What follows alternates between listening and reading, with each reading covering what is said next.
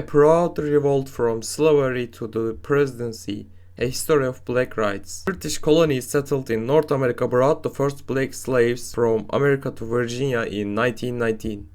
This situation, which lasted for 200 years, ended with prohibition of bringing slaves to country from abroad in 1808. With the separation of the South from the USA in 1861, the Confederation was established and the Civil War started. In 1863, President Abraham Lincoln published the Declaration of Freedom. He declared the freedom of all slaves in the Confederate States. Civil War ended in 1865. Lincoln died as a result of assassination. Article 13 of the US Constitution prohibited slavery. In 1868, with the Article 14 of the Constitution, all African Americans were given the right to the citizenship. In 1870, black men were given the right to vote. In 1896, the US Supreme Court ruled that apartheid is constitutional. In 1947, Jackie Robinson became the first black to play in the National Baseball League of America.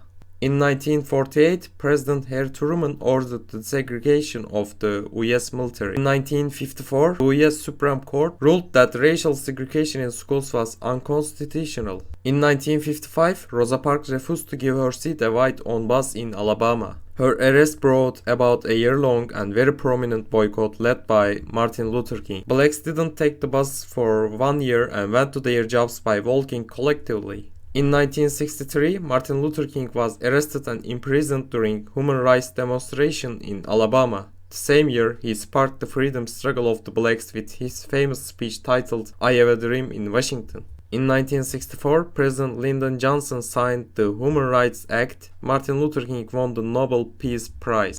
In 1965, human rights activist Malcolm X was killed. Human rights demonstrations in Alabama were repressed using violence. The Right to Vote Act passed to Congress. In 1966, Edward Brooke of Massachusetts became the first black senator to be elected after the Reconstruction period that followed the Civil War.